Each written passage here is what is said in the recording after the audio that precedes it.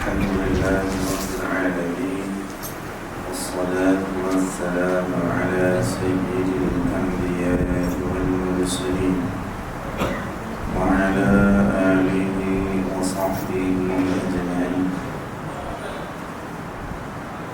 سبحانك لا علم لنا إلا ما علمتنا إنك أنت العليم الحكيم. ولا حول ولا قوة إلا بالله العلي العظيم. ربنا افتح بيننا وبين قومنا بالحق وأنت خير الفاتحين. ربنا اغفر لنا ذنوبنا وكفر عنا سيئاتنا توفنا مع الأبرار. رب يسر ولا تعسر، رب تمم بالخير. أما بعد،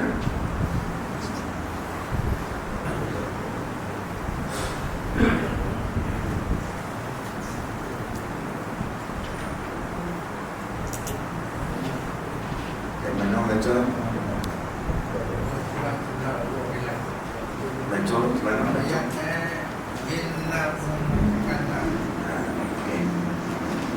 قال المؤلف رحمه الله تعالى ونفعنا والمسلمين بعلومه في الدارين آمين.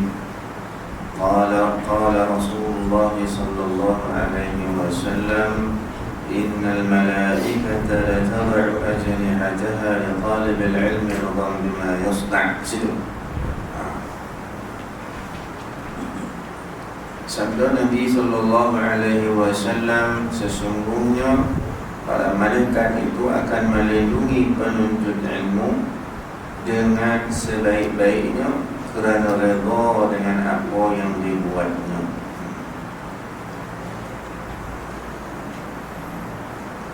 Ini kita bawah tajuk wajib mengajar anak isteri perkara agama.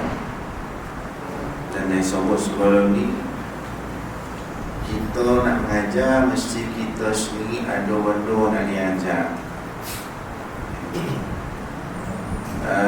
Orang yang tak ada, tak boleh nak memberi, kata Nabi.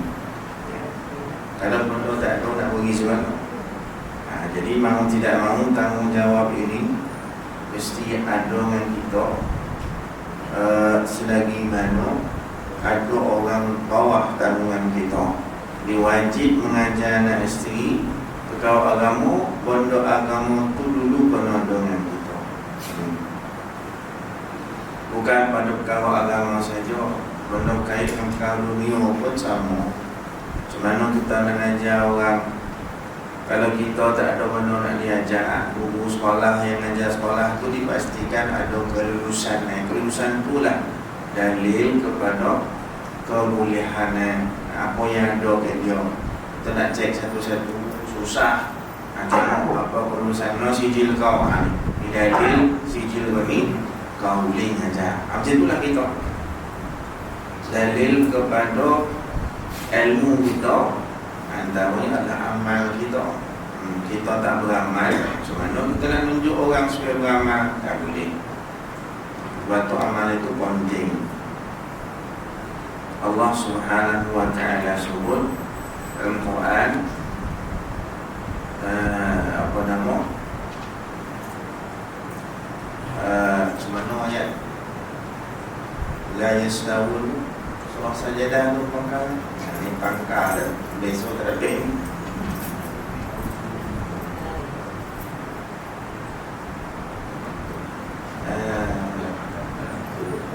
Jadi pangkal itu Lupa lah dah.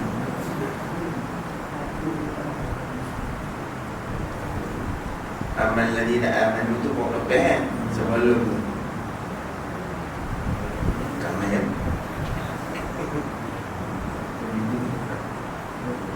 Macam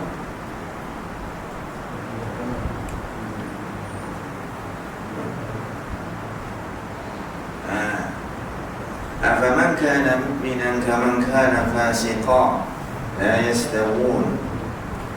Afaman kana mu'minan kaman kana fasiqa, apakah orang mukmin itu sama saja orang fasik? La yastawun, tak sama. Orang mukmin orang fasik tak sama. Kayak mana beza mukmin orang fasik? Ammal ladina amanu wa amilus solihat. Dia ada amal salih, bukan ngaku iman saja. Ammal ladina amanu wa amilus solihat falahum jannatul ma'wa nuzulan bima kanu ya'malun. Itu sebagai bagi mereka syurga balasan dengan apa yang mereka kerjakan. Yang mereka kerja itu apa? Amal salih. Wa ammal ladina fasaqu fa ma'wahumun nar. Adapun orang fasik sampai kembali dia dengan aku Allah tak sebut pun apa kerja sebab dah tentu benda tak elok. Tapi bila Allah sebut orang iman, Allah sebut wa amilus salihat. Itu dalil kepada iman. Dia tak boleh iman saja, berilmu saja, tapi tak turun pada amal. Ada iman, ada ilmu, ada amal, apa itu sahab jadi akhlak. Nabi SAW ajar kita doa. Bahkan Nabi berdoa dengan doa ni. Apa doa? Allahumma hdini li ahsanil akhlaq la yahdi li ahsaniha illa anta wasrif anni sayyi'aha wa la yasrifu anni sayyi'aha illa anta. Hadis Nabi SAW doa, Allahumma hdini li ahsanil akhlaq. Ya Allah, tunjukkan aku akhlak yang sempurna. Nabi ni yang terbaik dah, sempurna dah, tengok apa dia minta Allah. Ya Allah, tunjukkan aku akhlak yang sempurna, akhlak yang baik. Fa'innahu Allahumma hdini li ahsanil akhlaq la yahdi li ahsaniha illa anta. Kerana tidak ada yang boleh membimbing dan menunjukkan aku akhlak yang baik melainkan engkau. Akhlak yang baik contoh tawadannya Nabi lah SAW. Tapi kalau ukuran yang kita belum tentu. Ukuran yang mulut manusia, kalau lagi mana tak lapi ayat, tak lapi hadis, belum tentu. Kerana itu kadang-kadang menurut hawa nafsu. Penilaian baik kita tu belum lagi menepati syarak. Kadang-kadang syarak kata okey, kita kata tidak. Syarak kata tidak, kayak kita pula okey. Jadi Nabi minta lagi, Allahumma hdini li ahsanil akhlaq la yahdi li ahsaniha illa anta wasrif anni sayyi'aha. Palingkan aku, jauhi daripadaku akhlak yang buruk-buruk ni. Fa'innahu la yasrifu anni sayyi'aha illa anta. Kerana tidak ada yang boleh memalingkan aku daripada akhlak buruk, tak elok yang masing-masing ni melainkan engkau. Nak pelihara kita Allah, nak jauh kita daripada benda tak elok Allah. Nak minta Allah. Itu tiap-tiap hari meminta. Sebab apa? Banyak laku kita yang tak semangat. Kalau tak semangat, tak senengit. Laku tu tak semangat, tak senengit. Masa perempuan tak sengeras.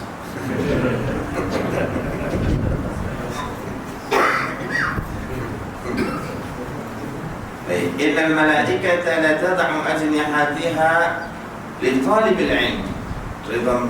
Sungguhnya malaikat ini melebarkan sayapnya, la tad'u, meletakkan sayapnya li talibil ilm, kan, kepada penuntut ilmu. Apa maksud meletakkan sayapnya, melebarkan sayapnya? Dia kalau cerita malaikat mesti ada kopak sayap. Malaikat dia kopak, kan? Itu sebagai kombang yang kopak, itu benda yang kombang itu syukur. Kenapa? Ridwan, syukur lah. Ridwan ni syukur bima yasna', syukur dengan apa yang dibuat. Penuntut ilmu ni buat apa jadi malaikat syukur? Kerana dalam usaha menuntut ilmu itulah malaikat syukur. Malaikat sentiasa sesuatu dengan dia. Macam cik-cik, kakak, cik-cik ni semua. Ni malaikat syukur ni. Ustaz, kalau terlelap macam mana? Syukur juga. Cerita Alhamdulillah. So, terlelap pun syukur.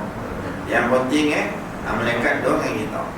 Ya elok benda-benda macam ni Allah bagi kita tak nampak. Kau tak kau nampak. arwah kita.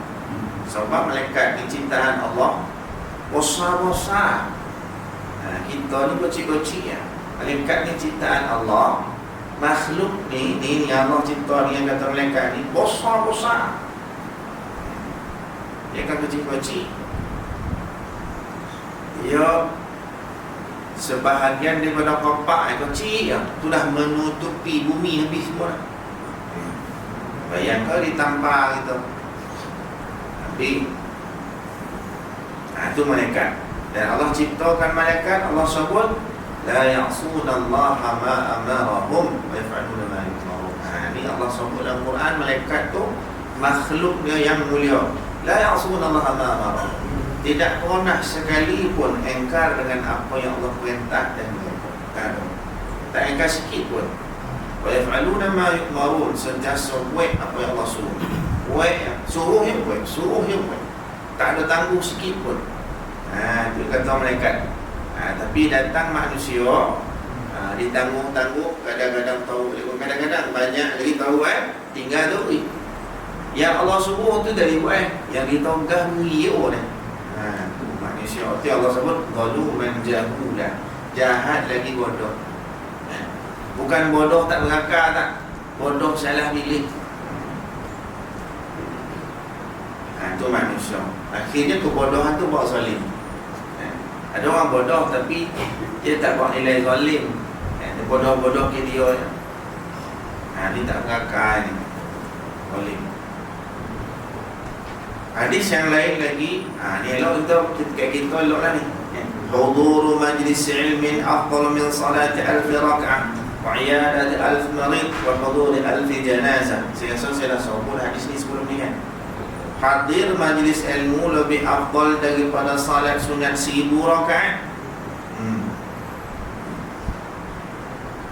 Tak mahu kita ada 1000 rakaat ni. Dulu-dulu adalah cerita 1000 rakaat. Sekarang tak ada. Ya, kalau ada pun sendiri lah kita kan. Tak payah koyok mana perwaden. Kakak-kakak bulan ni 9 ni ada seorang yang boleh ni. Tak ada dah. Itu dia obor nama. Jadi lebih baik daripada salat sunat 1000 rakaat. Macam mana 1000 rakaat ni? Kalau kita start lah malam itu, start daripada maghrib, habis isyak, kata Allah selesai dengan yang farduan. Start kita buat sampai subuh, mahu tak sampai 1000? Mahu tak? Kalau lah kita ni ada tenaga, orang ada kemampuan, daripada isyak awak ke subuh 1000, susah. Tak mustahil, tapi hampir mustahil. Wa iyadati alf marid lebih afdal daripada ziarah 1000 orang sakit. Sebab ziarah orang sakit itu salah satu daripada anjuran dalam Islam. Nabi sallallahu alaihi wasallam bersabda, haqqul muslimi ala muslim khamsun. Kewajipan seorang muslim terhadap saudara muslimnya yang lain ada 5. Yang pertama apa nama? Tanya orang balik kan. Dia togaknya orang sikit. Ada 5. Saya jawab dah nombor 1. Sampai baki tu dia boleh dah jawab kan. Nombor 1 apa nama? Radus salam. Jawab salam. Settle. Nombor 4. Nombor 4. Yang 4 lagi. Nombor 2. Apa nama? Jawablah yang ni ada sebutnya ziarah orang sakit. Settle 2. 3 je ni.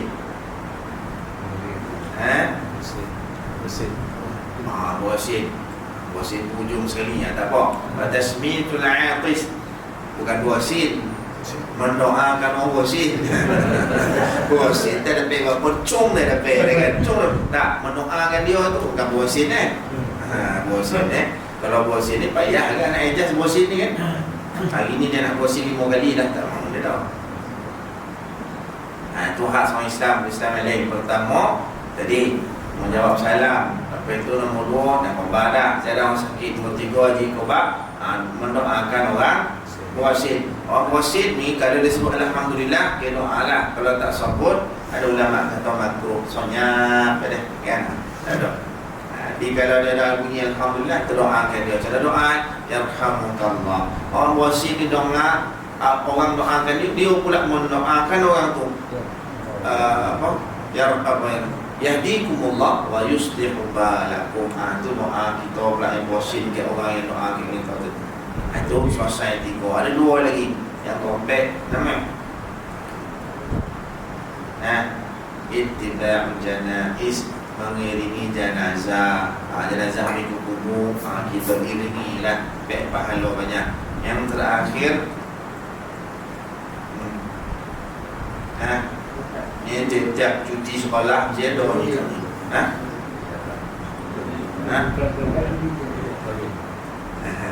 Memenuhi jemputan kahwin. Ijazah untuk dakwah memenuhi jemputan. Tapi jemputan tu maksud jemputan kahwin lah. Kalau cucu bersunat tu tak wajib. Ataupun yang lain pada tunang tu pun tak wajib. Yang wajib tu jemputan kahwin. Wajib tu. Jadi ulama kata wajib bukan mutlak tetapi bersyarat. Syarat tak ada bono-bono maksudnya. Jadi tak ada bono-bono yang apa? Yang merosakkan majlis tu lah. Ataupun kadang kita terlupa, ataupun kadang-kadang kita banyak bona jemputan. Sehari tu 28 jemputan. 28 jemputan dia orang terkenal. Contoh dia bisa jadi ini orang yang terkenal lah. Orang kenal dia ramai. Jadi kali Sabtu tu kawan kenduri, dia beradik kenduri, jiran kenduri. Jadi banyak. Jadi Nabi beri keadaan. Kalau banyak jemputan, mana yang kita kena dulukan? Yang paling lokek dengan kita jiran lah maksudnya. Tapi antara jiran dengan dia beradik, dah tentulah dia beradik. Sebab dia dokek dengan, dia dokek melalui kerabat tu, dia dokek dengan duduk rumah elok dua-dua jiran mempunyai, dia beradik mempunyai. Tapi kalau satu aja adik beradik jauh, apa ni ke abang kenduri, abang Den mana dia ambil dokek Ethiopia, aku jauh dia dapat berapa dah Ethiopia dia beradik dia kan. Kadang-kadang kau nak naik kapal terbang berapa jam, berhari-hari. Jadi terpaksa dengan jiran. Jiran tu terlebih lah. Macam tu tak apa kan? Ataupun ulu lah. Sebelum pergi di ulu, jiran memang orang tu ulu 3 waktu kan. Dia tak payah lah hadir kan. Sebab ada kenduri adik dan bola Ethiopia. Apa yang ada. Jadi kalau boleh pergi lah semua. Tapi kalau semua ada bukan dia beradik, jiran, kawan-kawan pun semua, pergi jiran. Jiran yang paling okey. Jiran pula ada 8 rumah jiran saja. Contoh, kalau taman guru ni tak ramai orang kan? Tak ramai, sikit-sikitnya. Kalau ada pun memang tak ada nikah dah. Dah pun ambil kita pun anak dah selesai. Yang keluar pula cucu pertama umur 10 tahun, ambil lagi jalan Jadi mungkin kita dah dulang tanah lah dah, cucu kita nikah. Jadi kalau katakan tompek kita ni ada 5 kenduri. Contoh, biasa kalau 5 boleh kuih 5 okey-okey je kan. Kalau 2 boleh kenduri, agak-agak tu payahlah sikit. Jadi Nabi buat keadaan. Mana yang kita kena kuih, yang paling dokek pintu rumah kita. Mana paling dokek rumah kita lah Mana solang 2 biji rumah, tu bayi dulu. Solang 3 biji rumah, tu bayi pula. Tu mana paling dokek, tu paling dokek. Tapi ustaz yang paling dokek tu yang dia tak berburak dengan dia dah 3 tahun. Susah kan nak jawab tu. Dah 3 tahun tak berburak dengan dia. Tu memang payahlah tu. Tu mantakan koi dah tu. Nampak jadi masalah. Masalah hari tu lah. Masalah kes dan punya pokok mangga, daun goreng, tiup dia angin di rumah dia, wangi dia kan. Contoh tak jadi cerita.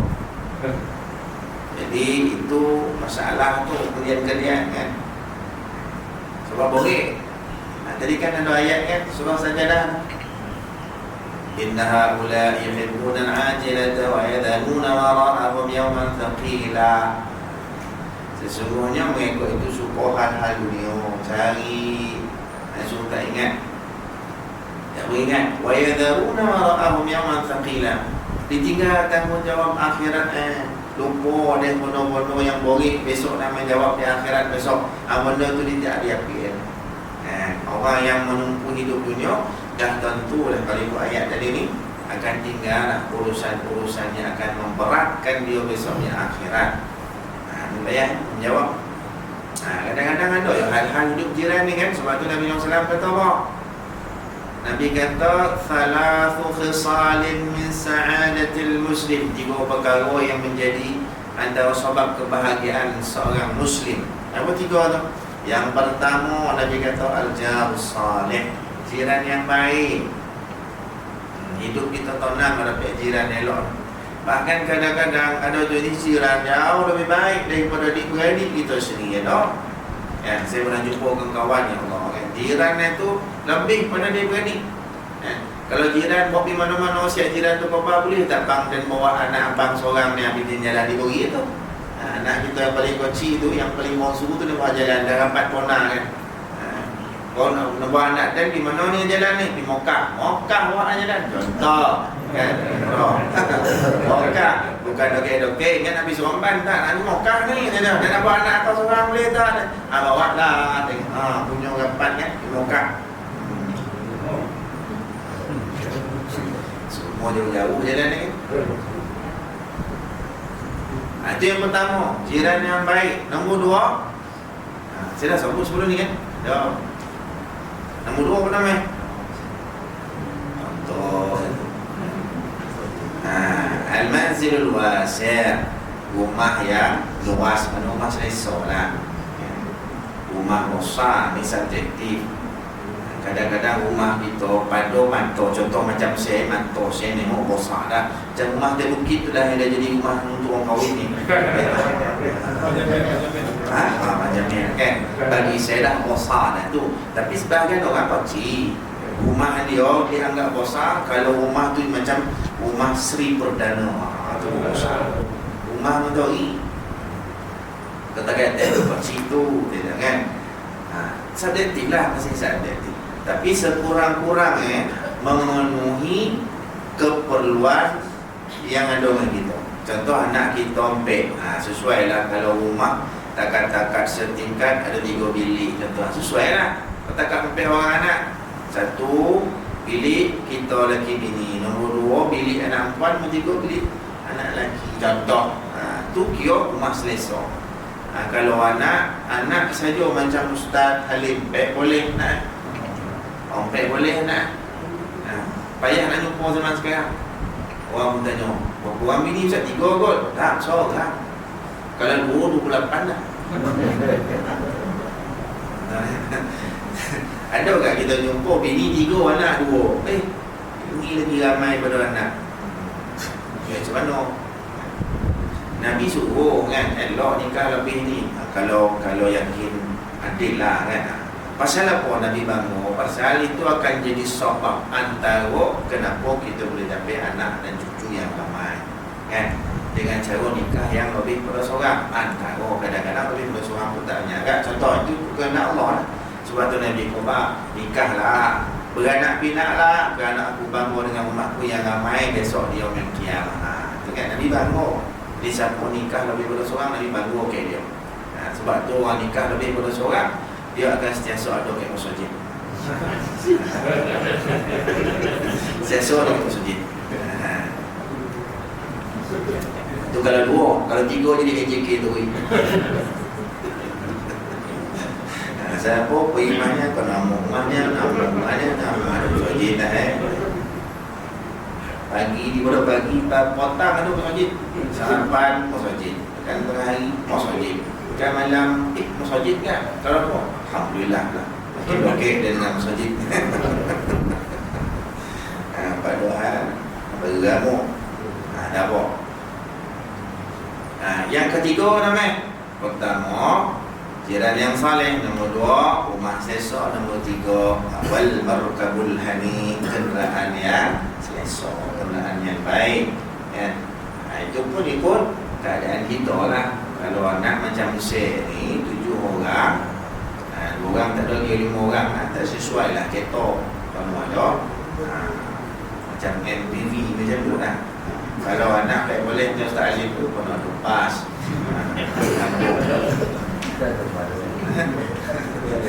Lepas Gento tak nak undang kan. Itu tak boleh anak macam dia lagi bini dan tak boleh kan. Kira cukup dah satu bas. Nak bas kecil lah. Nak buat beli murah kan. Cukup. Itu dah kira menantu anak. Anak dia apa ni, anak Ustaz Halim ni, anak dia yang paling last yang boleh ni, dengan cucu sama umur. Bahkan cucu tua sikit bulan daripada anak. Tak ada apa. Jadi kita ni kadang-kadang bila ada keinginan anak dia ada potensi boleh lagi tu, kalau takat 40 awal-awal kan, dia pun main apa dah besok anak kita dengan cucu dah sama yang bulat umur, tak masalah kan, tak masalah pun. Yang penting ada anak kan, itu yang penting. Tetapi anak-anak yang dididik terbiah dia jangan elok lah kan. Ramai tak boleh contoh tadi kan, semua elok yang hafal Quran, yang jadi doktor yang Muslim elok kan, elok lah. Sejuk lah. Itu yang orang tua kau bang, sejuk baut dia nengok anak cucu aja tu. Sejuk baut. Ini yang jadi naik motor yang terbang je Superman mengalokak baut pemahan. Kata kan. Anak kata sejuk tak ada mengalokak tu. Jadi budak-budak yang naik motor ni, yang kaki tu dulu belakang je Superman tu. Tu kalau mak nengok tu nak sejuk apa? Mengalokak. Wa huduri alfi janazah, dan lebih afdal daripada hadir ziarahi jenazah ataupun mengiringi menghantar disebut sini jenazah. Baik, hadis Nabi sallallahu alaihi wasallam bersabda lagi, ini baru jaminan orang itu ilmu. Antara dia, innallaha ta'ala takaffala li talibil ilmi birizqi. Allah yang jamin rezeki dia, Allah yang jaga dan menentukan rezeki dia orang menuntut ilmu. Sebab banyak lah Allah boleh bagi sebab yang paling utama mak pak lah beri duit untuk hand. Tu rezeki Allah pelihara juga lah tu maksudnya. Siapa orang tua ataupun apa kau belajar jangan fikir duit apa cari kau belajar tu pengorbanan nampak tu kan. Kadang-kadang anak dia tak apa nak menilai pun dia tak faham. Dah besar dia ada anak boleh dapat rasa mana. Tapi masa dia belajar tahu nyodut dia apa. Kadang-kadang ada yang jadi hidup susah tak apa, susah sederhana. Sampai satu tahap bila sederhana ni ada keadaan tertentu yang sempit bagi dia. Anak belajar, elok pula anak semua menjadi tengok tuan bahkan menjadi anak aja dia. Ada 6, 7 orang, 8 orang semua masuk universiti. Apa ni jenis macam mana? Nanti yang kadang-kadang apa dia lupa, bila lilis korban tu ekor dah keluar ke depan. Itu semua banyak benda ni kena mikir. Anak sekolah mestinya, sekolahnya nak pergi semain Jumaat, apalah dia nak ekor di sini lah keluar ada kan. Lepas tu belakang. Nanti kita ingat yang ada kayak rantau ni, cerita orang rantau lah. Kayak rantau dia nak Vespa pakai baju Melayu dalam buku sekolah. Ini cerita buat kita cerita orang kan. Dalam buku sekolah setengah macam tu lah. Sekolah setengah motor baju Melayu kampus pihak semua lah. Assalamualaikum. Mana tu Mas Adik? Awal yalah. Kau tak baik kau pula. Ini mahal ni bang. Ini kami ini dia punya fikir tu kan. Hari kami dia rasa Jumaat dah siap dah. Naik Vespa tet. Yo kok pusing balik di rumah. Banyak benda fikir di dia tu. Hari kami rasa Jumaat rasa kami. Terlupa dah. Inna Allah takaffala li talibil ilmi birizqi. Allah Ta'ala menjamin rezeki penuntut ilmu. Tu kadang-kadang nampak susah, mak susah, tu susah, dia pun fikir mana ni. Tengok ada yang orang datang dulu kat dia, nak 300, nak 1000, nak 500 kan. Saluran-saluran yang Allah jadikan sebab, yang tu makna Allah Ta'ala pelihara dan jamin rezeki dia.